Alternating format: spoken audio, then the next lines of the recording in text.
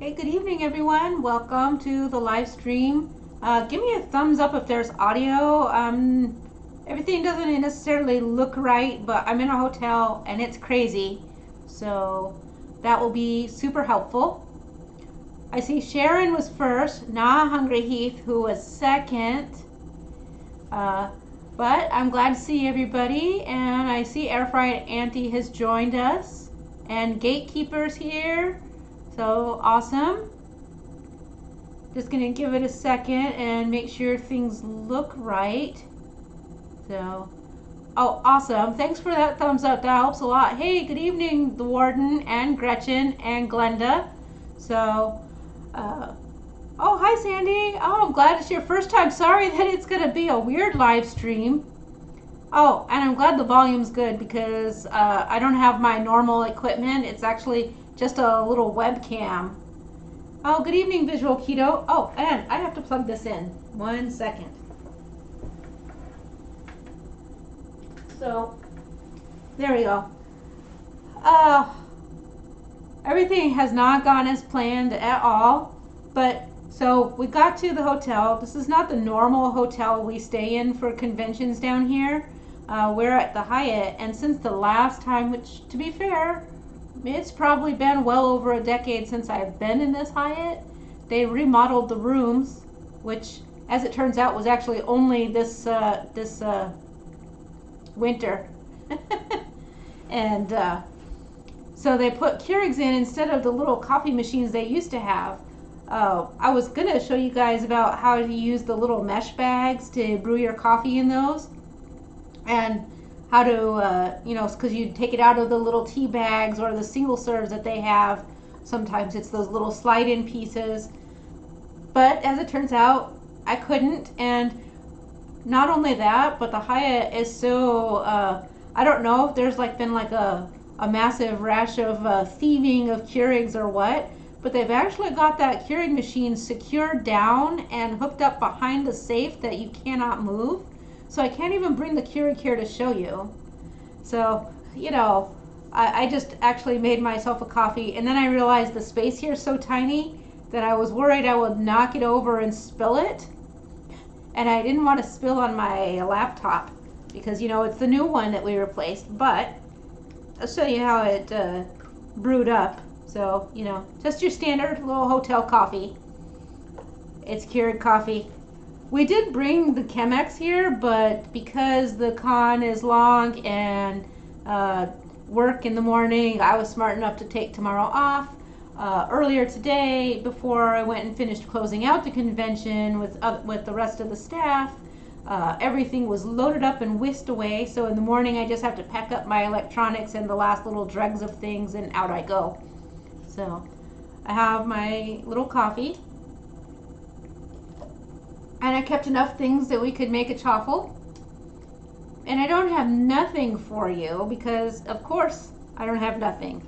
So, keurigs are not the worst coffee you can make. They are very convenient. They have these little K-cups. However, if you find yourself stuck, if you know you're going someplace where a Keurig is going to be the likely solution, I recommend picking up your own pods, and we do have those. And I bought these. They're San Francisco Bay brand, and these are French roast, so it's a little bit hardier.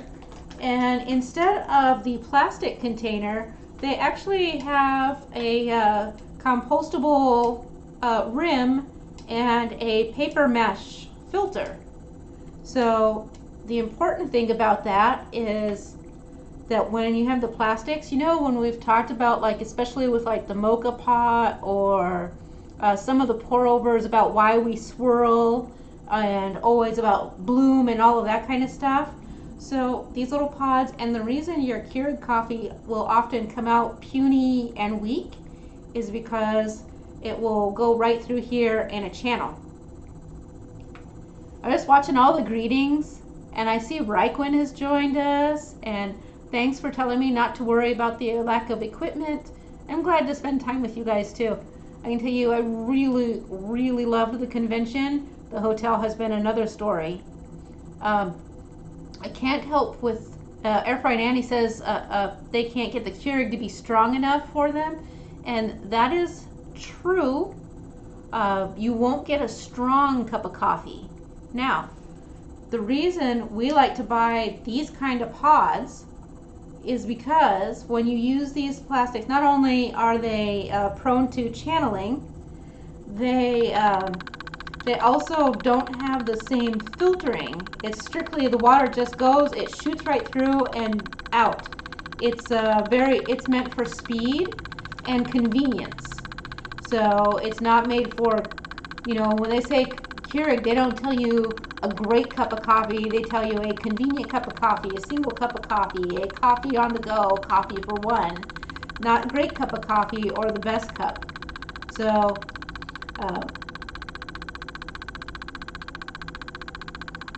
I lost my thought there. But so those are some things that happen, and sometimes you'll notice that they are not always the same. Sometimes when you take it out, when you toss it, little grounds will come out because all of them didn't even get wet. Or sometimes all of the plastic has gotten super hot and the coffee has expanded up. So you don't have consistency. Let's see what we've got here in the comments. Let's see. Lisa says that she has these French roast cups. Exchange student 2 has joined us. And said they've bought some blue cheese today, so they're going to make some dressing a little bit later. Unless you guys have some better recipe ideas. I don't know. I love blue cheese dressing, and it's great on a lot of dishes. When it comes to blue cheese, I don't know. That is one of my favorite things to do with it, is to mix it into a dressing. I would maybe depending on how much blue cheese you bought, you might set some aside. Make yourself a burger and put some of those blue cheese on top of it with some sauteed mushrooms. That's a really excellent use for the blue cheese as well. Hey, Teresa Griffin has joined us. Nice. And thanks for confirming. And Lisa's here. Sandy, let's see, said they ordered Keurig from Keurig once, and they sent the wrong machine, and it was customer service issues. Yeah, I think a lot of places are really not good with customer service when it comes to coffee machines. So.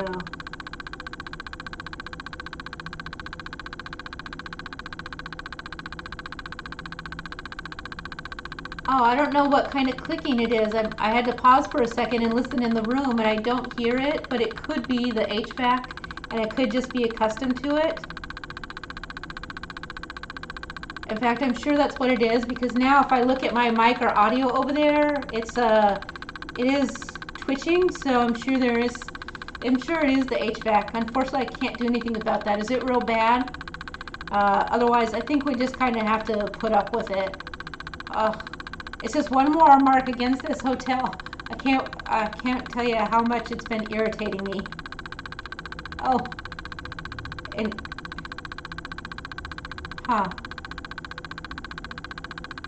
I'm trying to think if there's something I could do to help it, and I just don't think there is.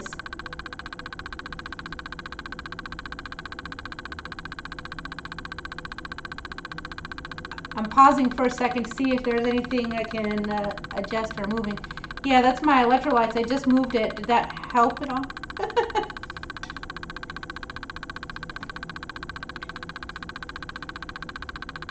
Yeah, I still see it twitching, and I can hear something. It's like way over there on the, so I don't know. I think it's just their HVAC system.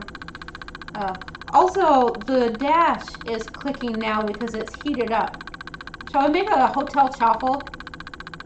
We'll do that real quick, and hopefully then we can just unplug the dash and maybe it'll go away. Although I hear the flutter and it's back that direction. So, things you can bring to your hotel room. Yeah, there's nothing actually moving over here, which is shocking considering how tightly squeezed I am, but I don't know. I can hear it. It's the HVAC, and I just didn't hear it before because it started going. We've adjusted, so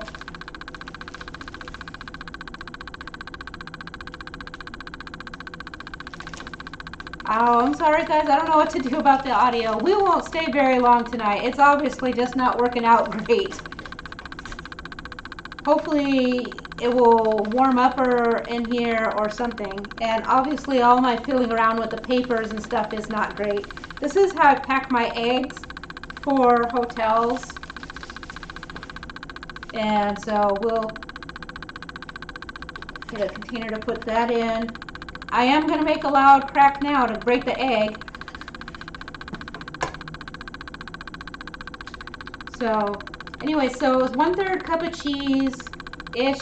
I didn't measure real well. And then 1 egg. Now, a lot of chaffles don't put baking powder in there. Yeah, it's the HVAC. There's not much I can really do about it. I could go over there and adjust the thermostat and see if it'll shut it off. I'll do that real quick. And make a bunch of other noise while I'm at it.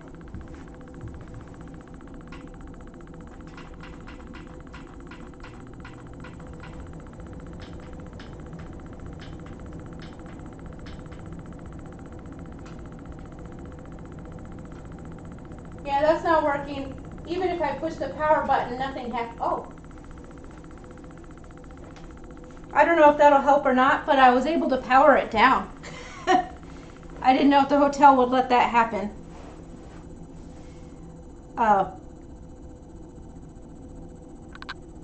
Did it? Oh, and it came back? That's weird. Hey, Caboodle Bride, good to see you. Thanks for joining. I don't know what it is. That's so strange. I'm sorry, guys. Well, it'll have to do. Crazy things happen sometimes. Anyways, with chaffles, and I can't believe that I've got the unopened baking powder.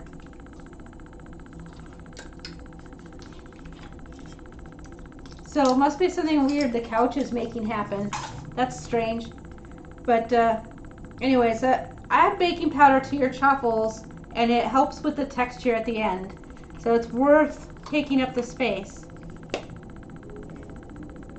I can also hear all of the vehicle noise outside. So, you know, we've been really thrilled to stay in this luxury hotel that is an absolute nightmare the whole time. And so 1/3 cup cheese, 1 egg, a little dash of baking powder, and I am using keto chow for the chaffle. I brought caramel macchiato, and I use about 1/3 of a serving. And you don't even have to be fussy about it. You just need some little flavor to take the edge off the cheese and kind of fluff it up. You can use 2 tablespoons of... Oh, if a cable is touching another cable. You know, that could be it, because I had to move the camera cables and hookups and stuff, and it's like super sensitive and fragile. Like you barely touch it and you disconnect the whole camera. So I was just like making sure I don't touch anything. So, well, I mean, you know, when you're away from home, sometimes weird stuff happens. And hey, as we have learned, have some loud snaps. It's not a live stream unless something has gone awry. Maybe if I sit back a little, I don't know. But, oh, I don't know, I can't show them the lovely view. It's still too bright out. If it darkens up a little bit before the live stream, I'll open it. But yeah, so I have what they're calling at this hotel a quote-unquote city view, and I'm just stirring this up. And now I had to make a fuss, and we'll talk about that. I'll tell you all my hotel woes in a little bit. And I finally got so frustrated. I was like, I don't care what room you give me. I really just need a room. And they're like, well, okay, we have a city view room. And the hotel clerk was like, but it cost a bit more than what you were asking for. And I said, no. I was supposed to have a room at 9 o'clock. It was supposed to be a deluxe, and you guys screwed that up. And everything has just been a disaster. It's now 3 o'clock, which is normal check-in time, and you're still telling me you don't have a room ready. So you need to just get me into a room. And no, I'm not paying more for it. And the other desk clerk heard, and they're like, yeah, don't do that here, and pressed a bunch of buttons, and voila, we were in the room. But the door lock is wonky, and the city view room is basically, there is no view until late at night when you can see the lights of the city sorta way far away. But otherwise, when you open the shades, you're looking at the ceiling of the convention center, or the rooftop rather. So yeah, boy, am I glad that I didn't pay a bunch of freaking extra for that. So the other thing I'll tell you about making your chaffles is, if you put the baking powder in it, you want to let your batter rest just a little bit, or at least wait a couple minutes for it all to meld together. And chaffle batter is not supposed to be runny. It should be a big scoopable lump. I know that's not very appealing looking, is it? But just so you are aware, it should be basically hard to clunk off of there. So let's see what we've got in the comments. I appreciate all of the feedback about the noise. I see that it's not quite as severe right now, so who knows what it is. Weird stuff. Let's see. Yeah, how was your trip, Karen? I'm looking forward to hearing that. And then let's see. Karen says that their gravel ride was awesome. Gave them a small taste of what the 50-miler will be like in June. Oh, that'll be cool. I'm excited to see that go down. We were talking about Peltonia, which is the big fundraising ride that we do most years. And this year, we're back to things being opened back up. And, well, I mean, not 100%, but still operationally just at lower capacity. And the Peltonia and Gen Con overlap. And right before that, it's just like June is event. We go with, I have a particular special interest weekend. Then we have Origins, which is a huge board game event that I've got to go to, at least for all the networking because of the my position with OhioCon. And then the weekend after that is Pride, and Columbus Pride is enormous, and we are back. So let's see, and Lisa is asking if this recipe will work in the Dash Bundt Cake. You know, I've never tried to do the chaffle batter in the bundt cake. I think it's too much cheese, because it's really cheese that's providing the structure, and the bundt is so thick. I think the cheese would have to cook so long that I don't think it would really cakeify. I'd be willing to throw one into the bundt cake maker, because I know that it will it's not too bad to clean up if you screw up, having experienced screwing up before. Anyways, to make your chaffle, you just take a nice little glob. You want to make sure you're not overfilling it, because it will spread and rise with the baking powder. But you can get yourself a pretty good sized spoonful. You're gonna go with like this. I know it's not the greatest visual, and lighting is rough too. Like, we didn't bring all of that lighting. I have a second spoon here to kind of do some scoopify and scraping. Scoopify is my special word for the evening. And now I see that I could probably use just a smidge more of the batter and it'll be all right. You don't have to be like super speedy. It'll still work out because the cheese needs time to really solidify. There we go. And you can look in my chaffle maker. You can see I didn't really fill it all the way. It's just a blob in the middle. It will spread. You give it a good press down and it'll even rise up a little bit. So, oh, HoofNet says I've got a lot of fun stuff coming up. I do, but thank goodness hopefully not too much. So, And I know a lot of you guys are getting ready to go on the cruise soon too, right? So, let's see. Oh, and Air Fryer Nanny says that they feel like the bunt dash should maybe be upside down to get the right bumps. Yeah, kind of, yeah. Oh, you haven't been successful with it. I use it for my, I use mug cake recipes, and the ones that are like the protein powder cakes. Oh, I used too much because he's starting to come out over on the edges a little bit. Oops. See? But that's all right. It'll peel right off. It smells good too because it's the caramel macchiato smell. It seems weird because of the cheese, but it actually still comes out tasting fantastic. You do need to use mozzarella. Like if you're doing savory, you can use any cheese at all. But for the sweet ones, you need to use mozzarella so it doesn't taste like cheese. That's what lets the protein powders, or in this case the keto chow flavor, take precedence.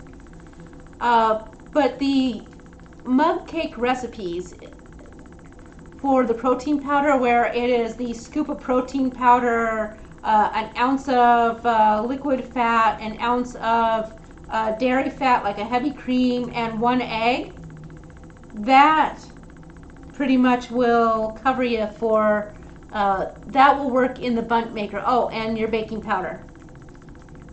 So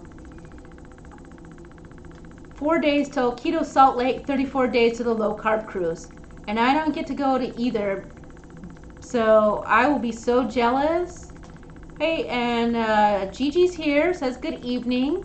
Sandy is asking if I use keto chow every day, and the answer is not every single day, but I do use keto chow many days. It's super convenient for me, and sometimes I am working crazy hours and too many hours, or I go on super long bike rides that hog up a bunch of my day and I'm just too tired and I don't feel like being creative. I also do a majority of the cooking for everybody in the household, so I get tired and I just want something simple. So it's really a good way to handle it. Oh yeah, and I can post them again in the group, but I mean, pretty much most any keto influencer has talked about like a protein powder mug cake. It's real easy, and I can shoot it over to you. And then, oh, Gretchen's asking about the single serve waffle iron. This is a mini dash. This one is the honeycomb shape, but I also have the regular waffle. I have one that makes a skull waffle. I love these little mini dashes. Yes, they just make one dash, and they actually have some that are a griddle that's just the same single size that you can fry up just 1 egg or make 1 mini pancake. So those are cool too. So, all right. And the way you can tell when your chaffle is done is it will lift right up. It can get stuck, so I have actually a coffee stir to help me with pry it up. But once you get that, it will come right off. And there you go. Burning my fingers to show you guys the honeycomb chaffle. I really love the caramel macchiato in the chaffle form. I think it really is a nice texture. I'm going to make 2 teeny ones while we sit here and chat. Maybe. I say that, but my batter is very sticky. Yep. Get off there.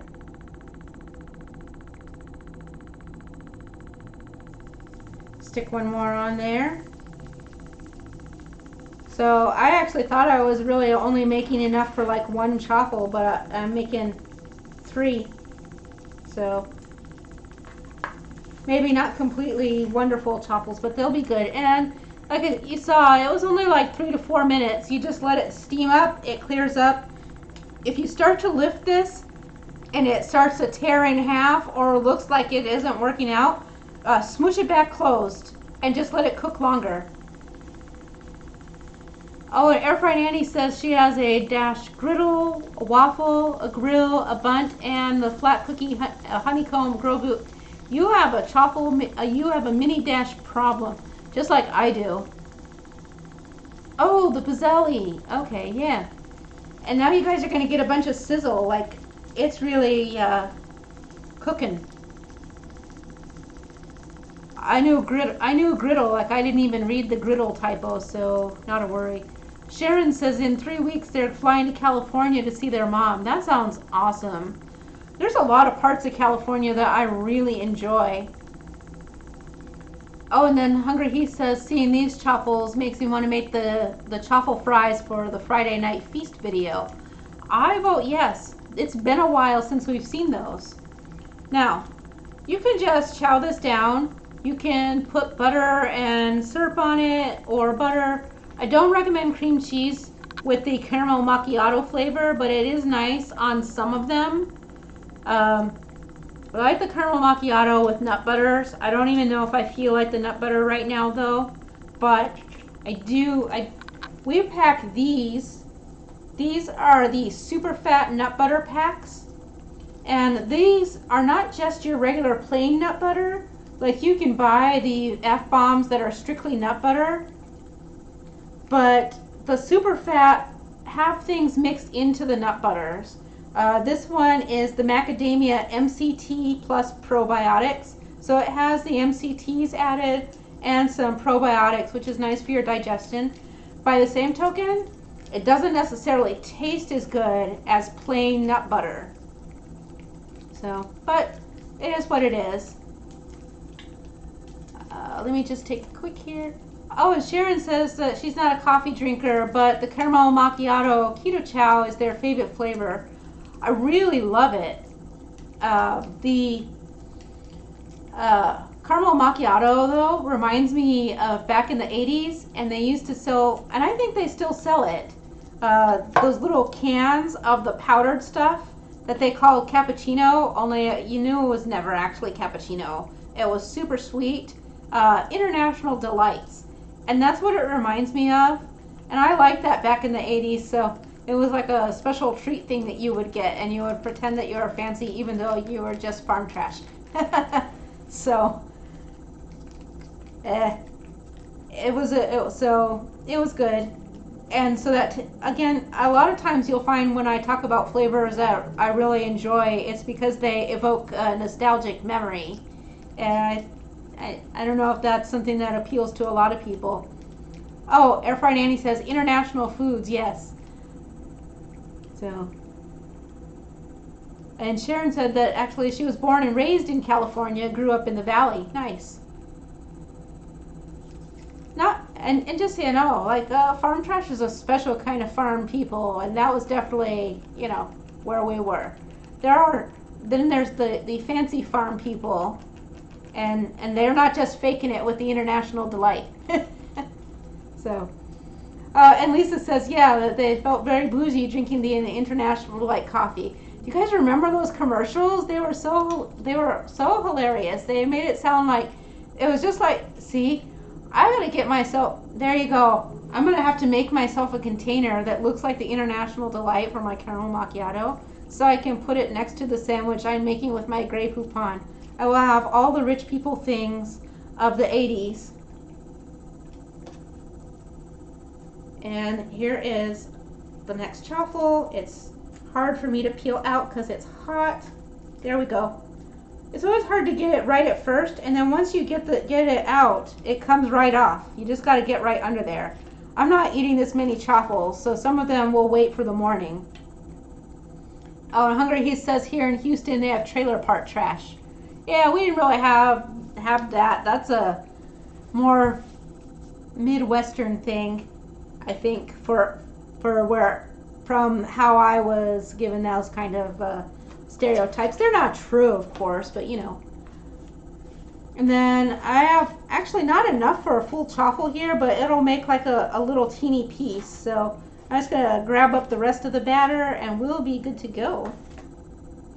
So I will tell you the nightmare of this hotel. Oh, Air Fried Annie is remembering the Swiss mocha flavor. Nice. But so I did all of the arranging just like I always do for the hotels, but we normally stay in the Drury.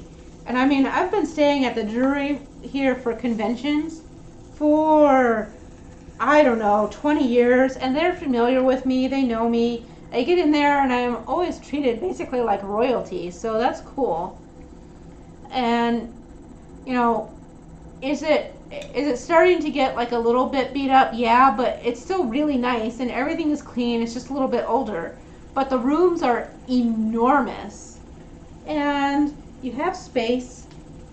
I left my electrolytes over here. I'm going to clean up this trash and grab my electrolytes, but you'll still hear me talking. But the convention center here is really, really large. And they always have multiple conventions going on, and this weekend was no exception. In addition to our very small board game convention, they also had some kind of dance thing going on, which were young people, kids, and then they also had like some kind of volleyball thing, which I would have thought volleyball was more high school, but they looked really young. And I know that I'm, you know, like the Crypt Creeper age now, but it really seemed like they were very, very young. Very small fries, and then a volleyball. What did I say? Dance, cheerleaders, and volleyball. The volleyball was the ones that seemed like I would have thought would have been high school age, but instead they were very, very little. So I don't know. Do they have volleyball in elementary school now? But so, and they must be booked up way in advance because I couldn't get into the Drury. And I said, fine, you know what, actually it's better, it supports the convention if I stay in the Hyatt anyways. I don't like to stay in the Hyatt. They don't have as many amenities. They don't have a pool. They don't have nothing. They don't have breakfast. They don't have 5 o'clock cocktails. They don't have their suites are almost quadruple the price of every other hotel in the area. So I can't get a suite. But I am a Hyatt Rewards member, and so when they offered the free upgrade for the next size up room, I right away took it and went through all the bookings, had my confirmation and all of that stuff. And I made arrangements as a member for early check-in 9 a.m. And I called ahead of time and said, hey, I know that it's not a guaranteed thing, but I need a guaranteed thing because, I'm with the staff and I got to bring all this stuff in and I'm going to be setting up. And they were like, sure, no problem. We'll have everything squared away. So at that point in time, I was very happy. I get here and they're like, and I was like, hey, I went to go check in on the app, but it's not showing my upgrade. And they were like, oh, yeah, we probably shouldn't have sent so many of those out. We were overbooked, and everybody who booked actually showed up. So we can't actually give those rooms out because the people aren't checking out. So, first, that really cheeses me off. And then I said, well, what room can I have? Because I need to get situated because I got to go get all of this stuff ready and I need to unload this truck and I need to do XYZ. And they're like, I'm sorry, we just don't have anything ready unless you want to go to the small double queen room, which why would I do that? So no. I was like, fine, can we aim for noonish? And they said, well, we can't promise anything, but we will do our best and I'll call housekeeping and get them going. And so I was surly, but I was like, okay, things happen. But by the time regular check-in time comes, 3 o'clock, they still don't have my room. And they don't have a room. And I'm like, but it's 3 o'clock, regular time. Oh, and I see Sky's joined us. Sorry to hear that your connection keeps dropping. Don't worry about it. We're always, we're here every Sunday night. But let me unplug my dash so it can cool down.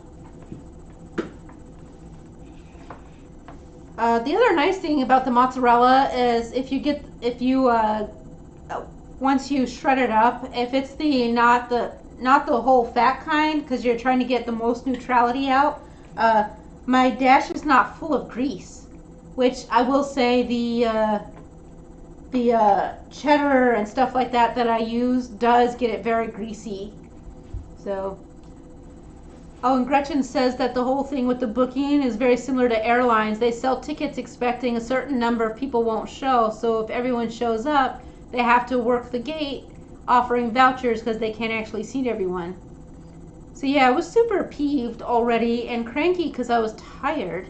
Just, you know, I mean, it's a lot of work to do all that unloading of crap. But I just, you know, plus the other thing, I can't, oh man, listen, I don't expect a lot, and I understand that you have to pay for parking, but part of the deal with this event is that I was supposed to get a parking voucher for $15 a night parking.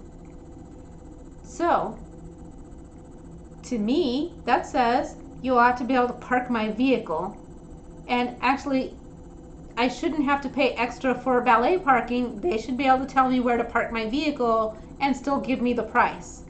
But my vehicle is an oversized vehicle because it's the FJ Cruiser with the roof rack.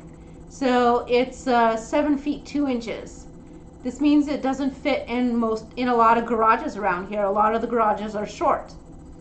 Now, at the Drury, I can fit into, because we actually went through it a couple times where we weren't sure, and I was like, well, I don't want to just drive in and see if my vehicle will fit and then like get stuck and we'd have a big thing. But we actually, they were so good about it. They actually called like, you know, whoever they were supposed to call, and they actually got like a cop big SUV to drive up in there, and they were like, yeah, we actually can accommodate, and now I can park inside the Drury's parking garage. So no problem. But and so I would think I'm staying at the Hyatt. I have an oversized vehicle. Well, they should let me park in the oversized parking for the Hyatt. And I should still get the same price I'm supposed to get for my convention contract parking. The answer is no, absolutely not. Oversized vehicles can only be valet parked, special, and valet parking is $40 a night. Oh, by the way, also you have to tip the valets. Not that I mind tipping a valet if I have them, but first of all, I am 5 foot tall, and my truck is filled to the gills. You cannot move the seat. How are they gonna freaking park my car? Also, it's an FJ Cruiser, and if you're not familiar with FJ Cruisers, unless you learn how to drive it, there's huge blind spots. Parking it is hard. I know they're professionals, but let's be honest, it's a special vehicle to drive, and I know there's a lot of them out there, but people who buy FJ Cruisers know what they're getting into for the most part, because they're buying them to be rugged. So $40 a night. And so this is like, just like I was fit to be tied. I finally do find a garage where I can, and it's not as expensive, but I know it's going to be expensive. And my weekend just sort of like, it's these little things. I should be having the most amazing time. I love this con. It's the best. It's a little teeny tiny con. I'm part of the staff. I love everybody. It's the first time we've had it in 3 years. As people are showing up, I'm meeting and greeting, and I'm seeing people I haven't seen for years that I just adore. They're happy to see me. I'm happy to see them. We should be having a great time, but I'm thinking about my parking and I'm irritated. The next day, I go to get my truck, and I'm like, I'm going to move it. I don't care where I have to park, but I'm finding some cheaper parking. And I go, and my card declines, and I am distressed, as you would be, because I don't know of any reason it should decline. I check my account and make sure everything looks fine. It looks fine. But then I start getting, so I call the bank, and they're like, oh, was this charge you? Because it's a charge out of Mexico. And I'm like, freaking A, yes, of course it was, because it was a Kickstarter I backed. And it was 2 tomatoes, by the way. It's an awesome game. I'm looking forward to getting it. I was like, absolutely, I authorized that Kickstarter charge. Oh, Attila, $70. Wait. No, actually, that makes sense because 4-day weekends at $15 a day, that sounds about right, plus tax. So yeah, the lost ticket, $60, so you got a discount. That's fine. But yeah, so I go and I have to come back, and after I talk to the bank, they're like, it'll take 24 to 48 hours. So I had to rely on other people to pay for things. A special shout out to Attila, who actually paid for everything. So, but we got my truck out, and as it turned out, while not the nicest place to park, I wound up with free the rest of the weekend because there's construction crews going, and underneath the overhead pass, where a lot of homeless people hang out, all of the construction workers are parking their trucks. So I just pulled right in, parked my truck.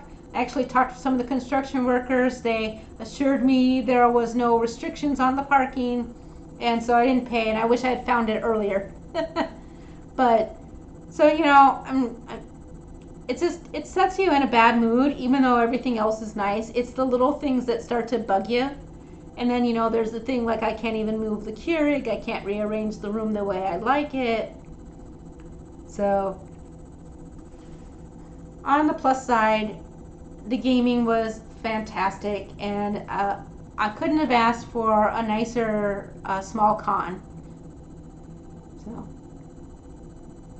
that's good. And look at these awesome chaffles. I can't eat this many chaffles this late at night, but I am going to eat the first one, and I am going to open this nut butter.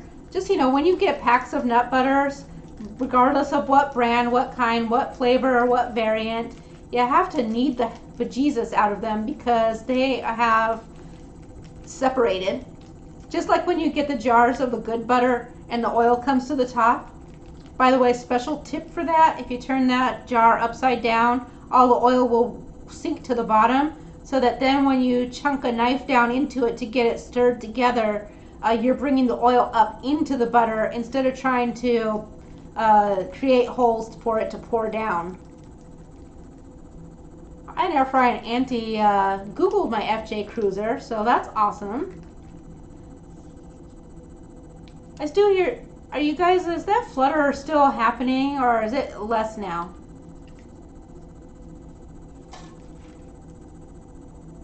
Anyways, this one, it's super thin, almost like a syrup, because of the MCTs and probiotics. So that's the other thing to be mindful of with the super fats.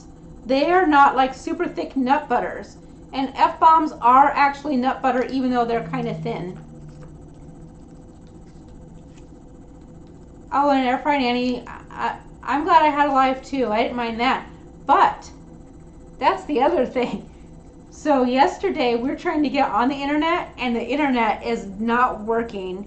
So, and when I called the front desk and I said, I'm having trouble, we can't log in. Oh, thanks. I'm glad that it stopped. I bet between all of the things that we've done, I managed to stop it. So, I guess it was the AC. So that's good. Well, the AC's off, but there does seem to be like some kind of weird fan noise, which is strange because it's completely powered down. But all right. We actually. So, anyways, but yeah. So I go. And I called the front desk and asked them, I was like, I'm having trouble. And they're like, oh, we're having some intermittent internet problems. So let me transfer you to our IT support. And they transfer me to IT support for the hotel, which is not the local hotel. It's for Hyatt. And when I get them on the phone, it's a call center, outsourced. And they tell me, well, there's nothing we can do because hotels all have their own internet. And then they just hang up the phone on me. So, you know, it was like I was having one bad day, but only spread out over several days.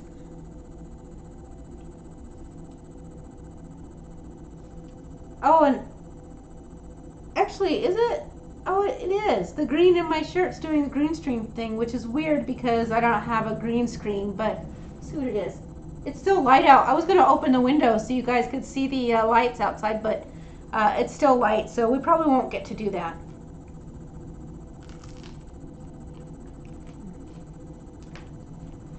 So with the nut butter and the caramel macchiato, it almost tastes like a cinnamony French toast. I know that sounds weird, but it does. Hey, Purple Lady, good to see you. That's fine if you're late. It's just, we're glad to see everybody. And Rhonda's joined us, ear hustling, because they're meal prepping. Oh, I can't wait to see what Rhonda meal preps. Oh, all her stuff has always looked so awesome. So, and of course, Rhonda sends her love to us all. I know we're all looking forward to seeing that. That was a big inspiration for me when Rhonda made the egg bread, but into a pizza crust. So now I do those periodically, and I just make it in one giant square, or big rectangle restaurant-sized tray, and then I cut it up, and then I can throw them in the freezer or the fridge, and then I just warm them up. It's really very convenient. Ooh, Gatekeeper's making a carnivore lasagna for meal prep. That sounds great too. Oh, it's because the green screen filter's still turned on. Yeah, I'm too lazy. I'm not turning it off. It can just be a little extra bit of fun tonight. More hellos. I'm gonna get a napkin. So, but the highlights of the weekend, because like I said, there were some awesome things that happened, is that, again, the number one thing was seeing people that I haven't seen in a really long time. The other thing is that we raised a lot of charity money for Extra Life Nationwide, which benefits Nationwide Children's Hospital. Nationwide Children's Extra Life charity fund is nice. They benefit cancer treatment for children and cancer research. So we really love when we get to do that. And seeing people and having people going, hey, Maitreya, it's nice to see you. That, you know, again, we haven't been out for a long time. The other thing is Attila and I got to play the Artemis Bridge Simulator. That's one of his favorites. I'm never sure how I feel about it. I always have fun playing, but it's electronic and you have to be touching screens and paying attention. And sometimes I'm much better if I can see things on paper. And I find a lot of the activity a little bit overwhelming, which is weird because I play some pretty crunchy board games that are way more intense than this. And really, I think it's just that I worry because it's you're really working for other people, and possibly I worry too much about it, and I'm just one of those people. Ooh, Visual Keto has pork steaks roasting in the oven above onion chunks and bits of leftover prime rib. Oh, that sounds fantastic. I'm going to keep that in mind. So,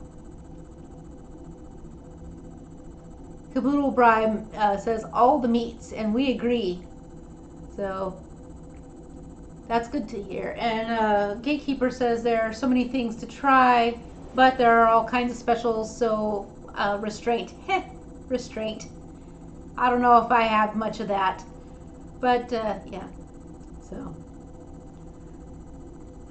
Oh, and Air Fry and Auntie is laughing at my term crunchy board games. But, so if you're not into board games, you should know that generally they're categorized as there's a bunch of different ways to separate them, but in terms of difficulty, you usually have family friendly, which means you can play with your kids, and generally board game night when you go to parties where people will maybe play a board game, but they're not real serious about it. So, and you don't want it to be too hard because you want it to be lightweight and fun. So family friendly / party games. Then you have social deception games, which are games really meant to interact together in like a large circle. It's also very party oriented, party friendly.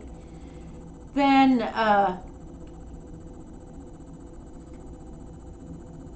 there's medium weight games, and medium weight means they require some thinking processes to it, and some kind of, usually 2 or 3 different mechanics you got to pay attention to, and usually multiple different kinds of components to really work with.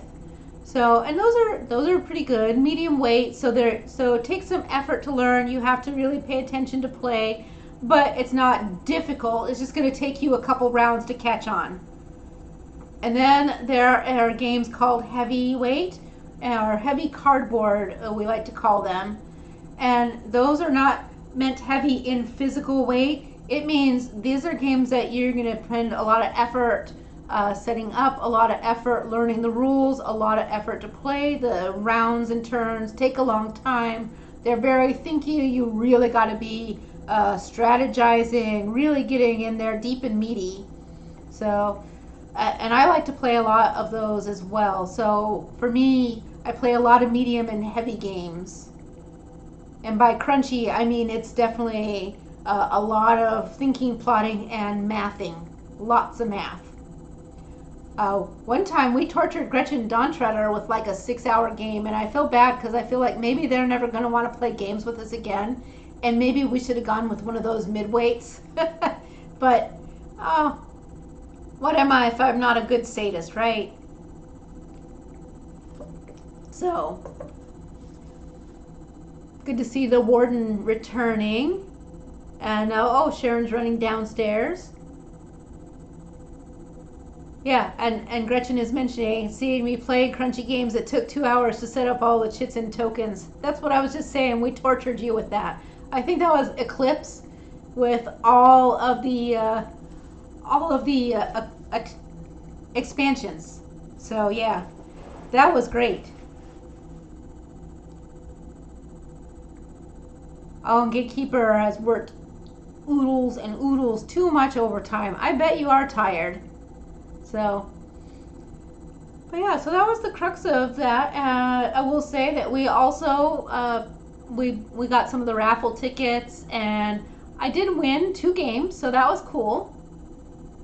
That was nice. That was nice. I don't know anything about the 2 games that I won, which was kind of surprising, but one of them is a newer release from Cryptozoic, which is a game company that I really adore, because when I go to role-playing games, Shadowrun is my very favorite. And before FAFSA had the Shadowrun stuff, well, after FAFSA sold it, Cryptozoic acquired it, and so they were there. Hungry Eve, I love Hero's Quest. That was not happening here. That is it's older. I did see a copy of Hero's Quest in the flea market. That's another thing that they had here, was you could buy tables for $5 an hour, and you could bring all your old games and sell them off at a discounted price to people. So I didn't put my games out. I have 2 boxes of games that I mean to donate to the Extra Life Library, and every time I'm thinking I'm running into them at an event, I don't run into them. So I'm just driving around with these 2 boxes of games. So. Oh, and for Air Fry Nanny says they don't think they could have it in them for crunchy games, even though because their attention span couldn't take it. That is totally normal. A lot of people don't do that, but I 100% think you would really like some of the other games we played. A while back, I did a live stream, or not a live stream. I just released a video about my favorite game company, Genius Games, and their game Genotype, which is about plants and the Mendelian genetics. I think you would really like that one. Don't let the topic fool you. It's not very hard to learn. But we played Cellulose, which is another game that they released, and that's also about plant biology. And it was a lot of fun. It's not real hard to learn. You could easily be taught it, and you would know it, and you would catch it within like the first 2 turns. It doesn't take that long. It moves real quick. It's very smooth to play.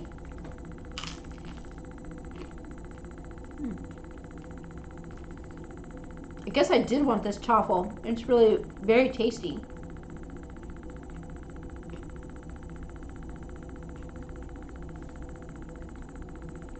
Let's see. Oh, hey, Brand Can Cook. Nice to see you. I lost my napkin. How could I lose my napkin in this little space? And I have more, but that's just weird. I did something dumb. I don't know. I'll find it later. At any rate, so we played Cellulose, the Artemis Bridge. We also, the people called the company Man vs. Meeple, they're podcasters, and they have several games releasing. And one of the games is actually a Kickstarter game that we backed called Earth, and we played that. We'll say it took a little more to learn it, but I have the hang of it now. Unfortunately, I took too long to learn it, and boy, I didn't do it so hot. But the next time we play, I know how to play, and I'm pretty sure I can kick some behind with it. I noticed some strategies, so I'm really, really good. And the warden is asking if we've played Empire Builder. I most certainly have. We do like Empire Builder, but not very often, and I don't believe we actually have our own. So, but they do have it in the library, the CAB library, which is the Columbus Area Board Gaming Society. They have that. Oh, Gretchen, you got Coyote and Crow. I got my copy too. For those of you who don't know, that is an RPG, Coyote and Crow, and it was 100%, it was written, and all of the art and all of the content, everything about it from start to finish was done by Indigenous people. So super awesome, and I just gotta tell you, it was gorgeous. And I don't know if I actually am gonna play it or not, but if I get enough people around for the table and I find someone who can GM it, I am the worst GM. I have a lot of talents, and for some reason and strangely, since my doctorate is in English literature, I cannot GM. I don't know, it's just not in me. So if I could find a GM, I would like to get a couple one-shots in or something. One shot refers to when you're only playing a particular RPG once and one and done. Whereas campaigns for RPGs you are playing with the same people multiple times or at conventions to earn things. Okay, Caboodle Bry is heading out. So also, yeah, have a good one. Maybe we'll see you soon. We'll see you on Keto on the Couch maybe. Hey Phyllis, good to see you tonight. So,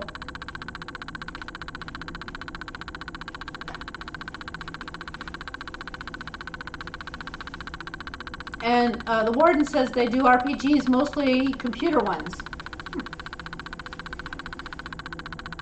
Yeah, I'm really old school. I hardly ever do RPGs at the computer. I did a little bit during the pandemic, joined a couple games where we ran it through Roll D20 in Discord.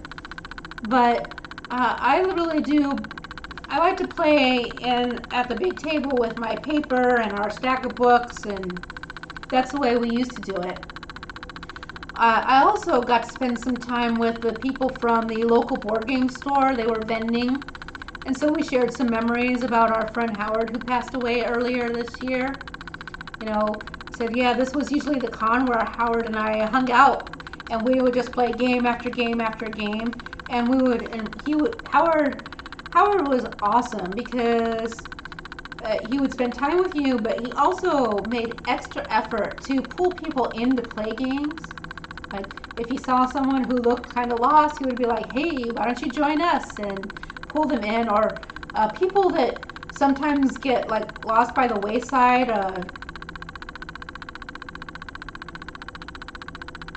So, oh, and Phyllis is saying that they're getting some random noise. I can move this and see if it helps.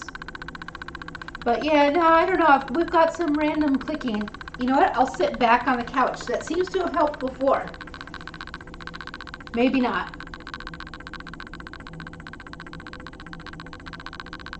Oh, okay. Well, it's just weird hotel noise. I don't know. I've shut everything off I can possibly shut off, so if we're going to have random clicking, it'll just be that kind of a live stream. It'll get less replays. Oh well. So, at any rate, oh yeah, so anyways, Howard, he'll play with kids, which was nice, and I know that sounds weird, but like, you know, the 11, 12, 13-year-olds, they are smart as whips. They're perfectly capable of learning and playing any board game, but people don't invite them to play the board games like that. Well, yeah, the crunchy part, that's me eating my chaffle because it's delicious. So maybe I should add Asmer to the title of the video. Oh, I don't know, that might attract viewers that I'm not ready for. So, at any rate, it was just really good about being very inclusive.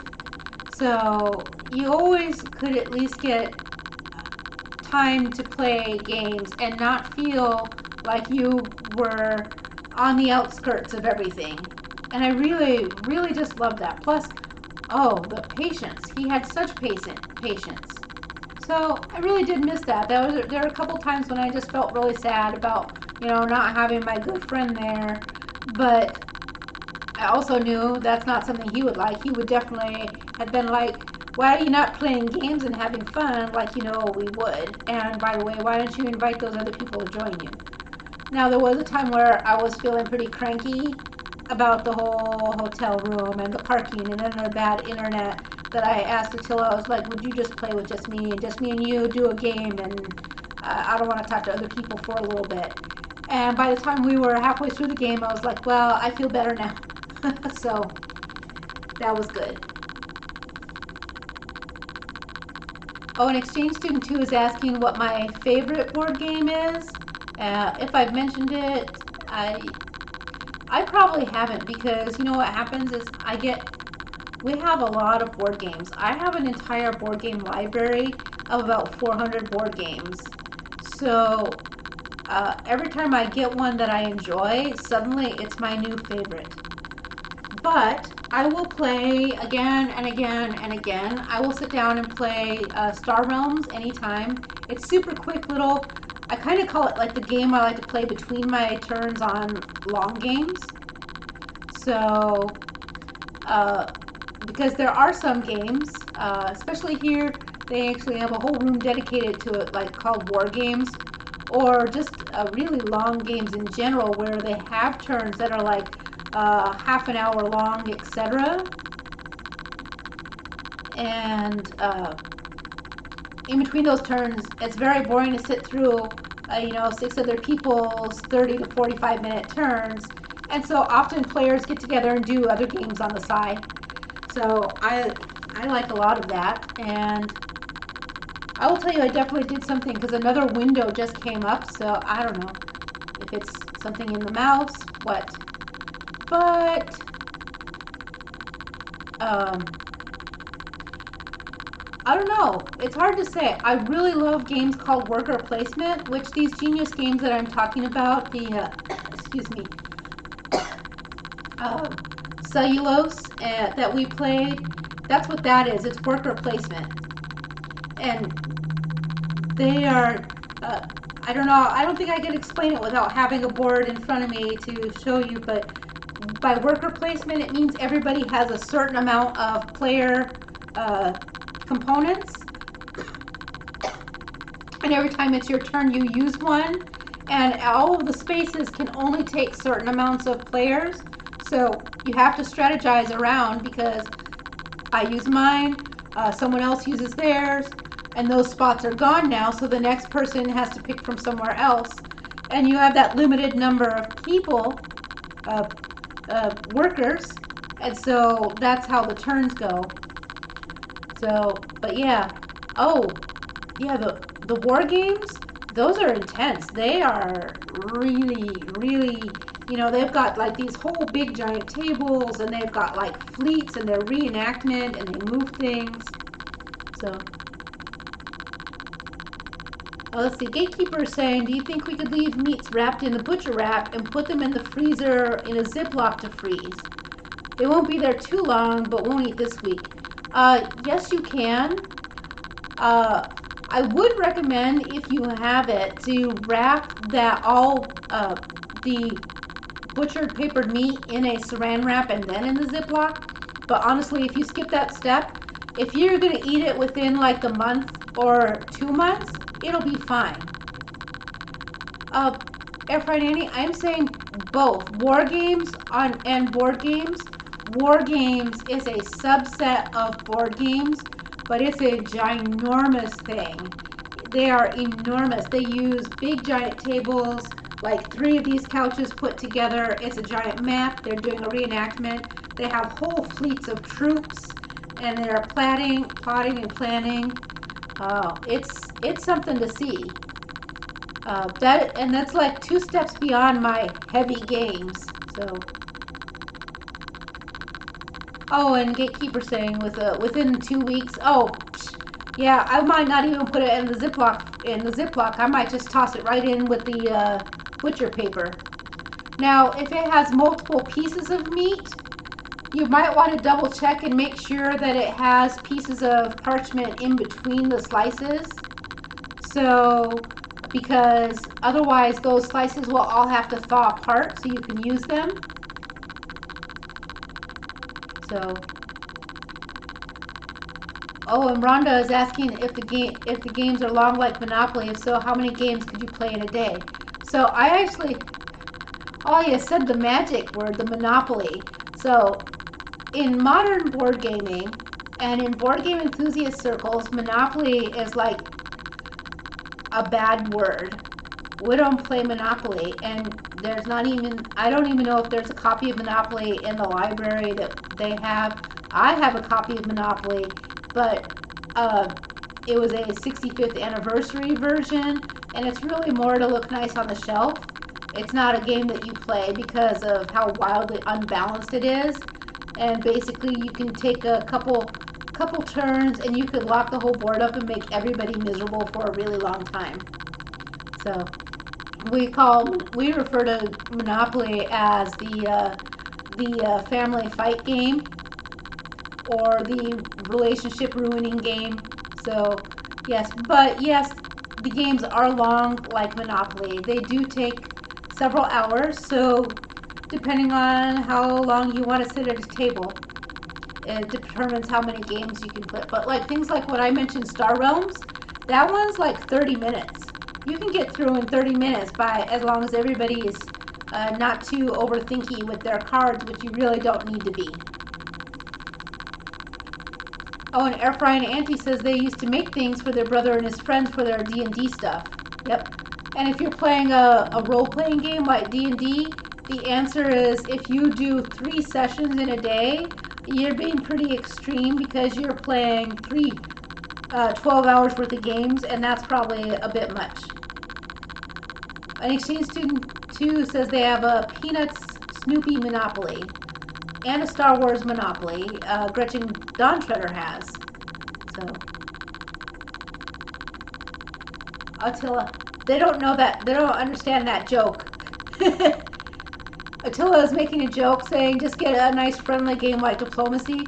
Just so you know, Diplomacy is cutthroat. That is one of those, it's not quite all the way to the war game, but it is the last time I played Diplomacy, it was an all-nighter, and that meant that it started at like 5 o'clock in the afternoon and played through until 7 or so the next morning. And each of the turns does take like 45 minutes, but part of that is you're negotiating with the other countries, Diplomacy, and the other half is you're plotting how to stab them in the back and screw everyone else over so that you can win. So it is the opposite of a nice and friendly game. So. Oh, and Air Frying Auntie is saying they played Farkle before.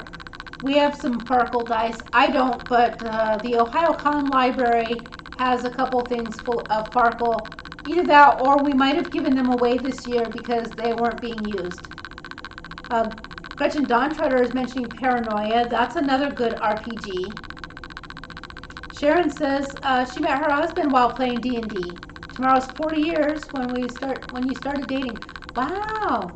So what you ought to do is you guys ought to plan a trip to someplace that's doing a D&D campaign, a mini campaign, so you could do a one-off.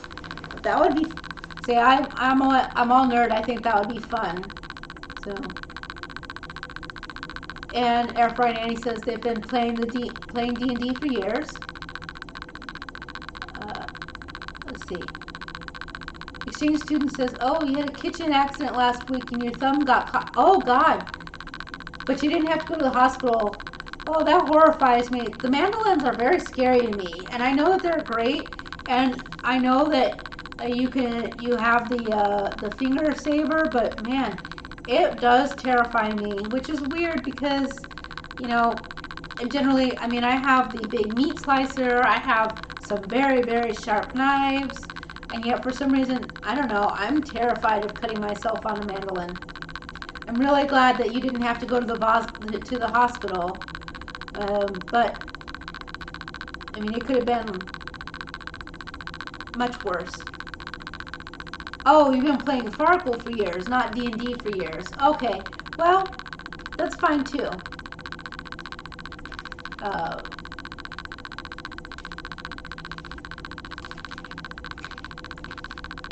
I'm pausing to take another bite.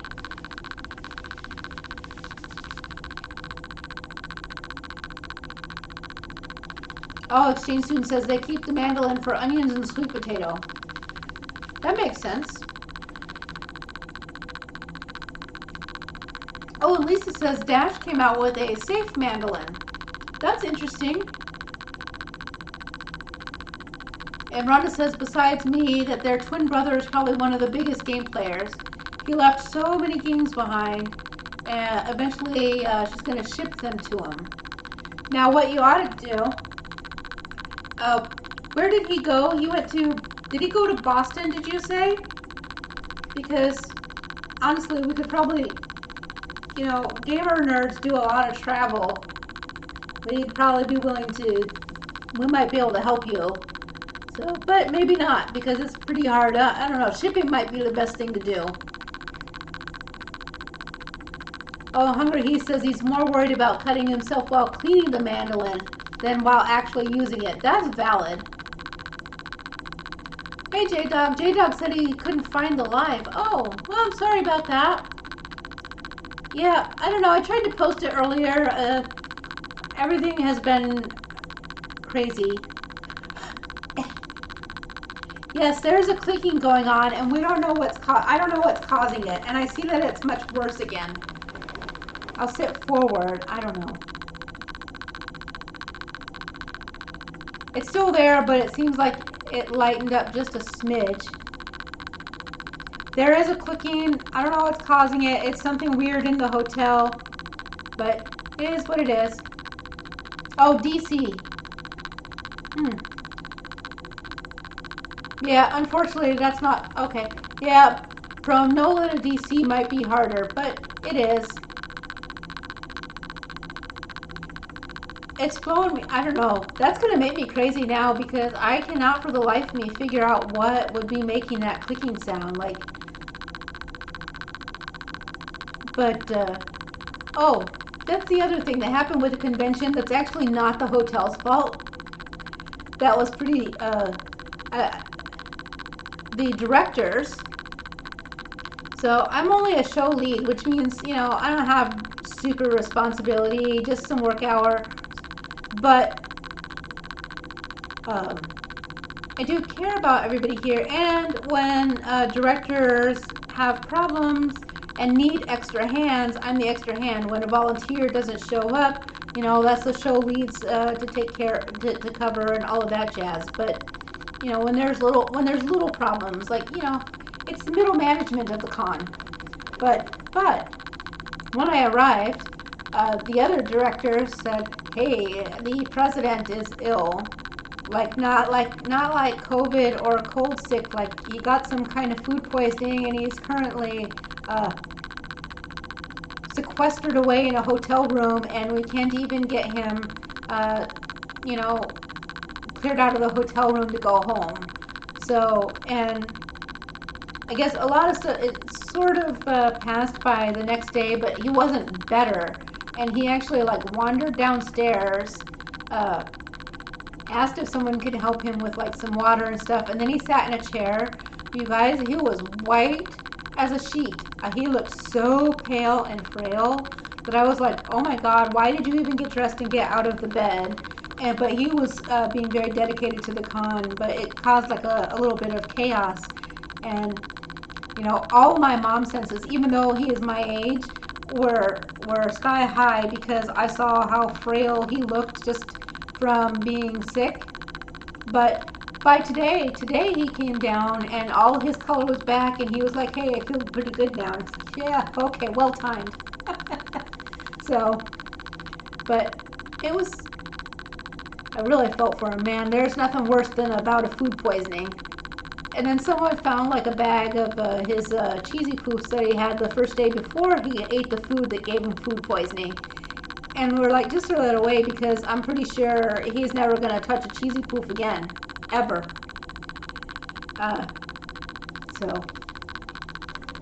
yeah, I actually tried to give him some of my electrolytes. I was like, here, you should, we like slid like some, we were like exchanging keys. He was throwing stuff into the hallway and through like I was like, here, have this element tea. You should drink that so you don't dehydrate. So, hey, all my weird keto products did some good.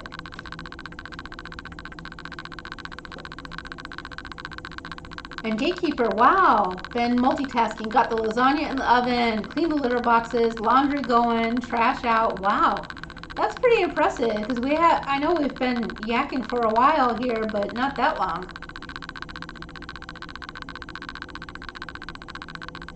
Oh, and J-Dog says they've been busy clearing out one of the bedrooms to get repaired, so everybody's beat. Of course, yeah.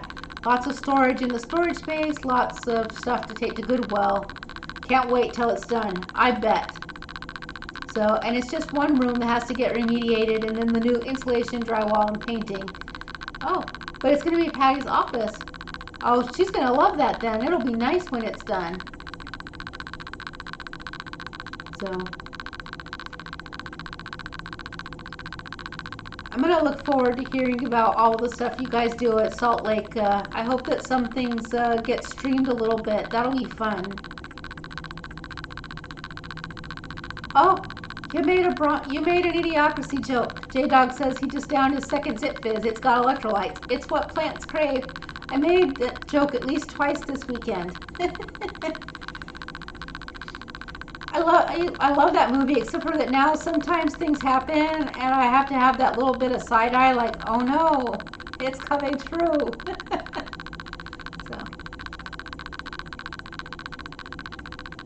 let's see. Oh, Cool Kid Keto says every time they make themselves eggs, they want more than 2, but then can't actually eat all 3.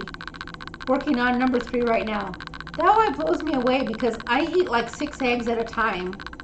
I love eggs though, and they're very easy for me to eat.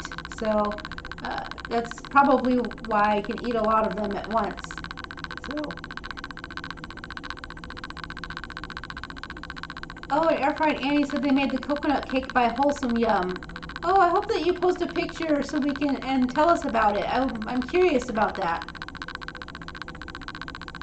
Oh, but you used butter extract instead of vanilla. Ooh. I love butter extract. I really like the way it boosts the flavors in baked goods. Even though I'm using a ton of butter powder in my buns, I added this last batch a little teeny sploosh of the butter extract into the meringue portion, and it really did a good stuff with the butter powder. I was super pleased. The other thing I did with those buns was I went ahead and I added like a half a teaspoon of the beef gelatin powder, and I think that's it. I think I've got my bun perfected, and I don't really want to screw around with it too much more. However, it kind of bothers me because it's like 9 million ingredients. Gretchen's been using the Just Egg, which is a fake egg veggie scramble thing. So, in case anybody wonders, Gretchen's not a keto person. They're just an awesome person that we love to pieces here. So, that's the word. Let's see. Oh, gatekeeper. Oh, you just had to take their car back to the body shop again because the ceramic coat folks noticed the hood had some serious buff marks and overspray. For reals, like they had it for like 900 years it seemed like, and they screwed it up. Unbelievable. Oh, from the weird clicking noise?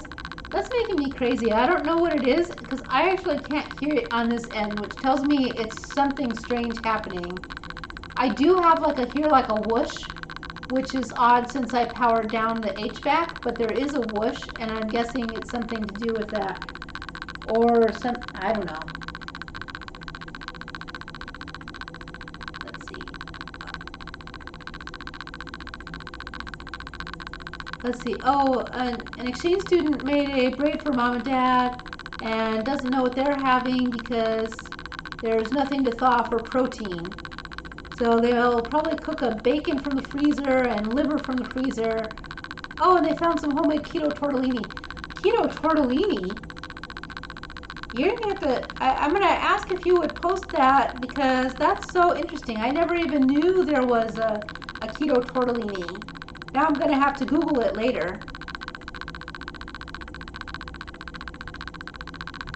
Oh, and Air Fry Nanny says that they, instead of the whole cake, they made it into cupcakes because they like individual servings.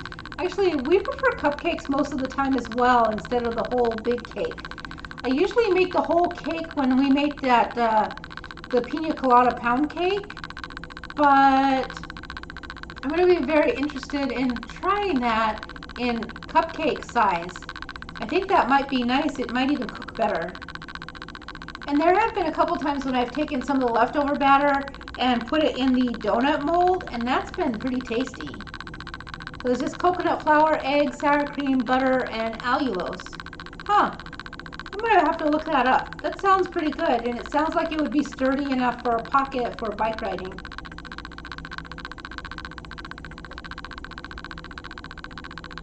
Cool Kid Keto says they really like the pork belly frittata from earlier, so much so that they needed the eggs for dinner too. Well, that makes sense.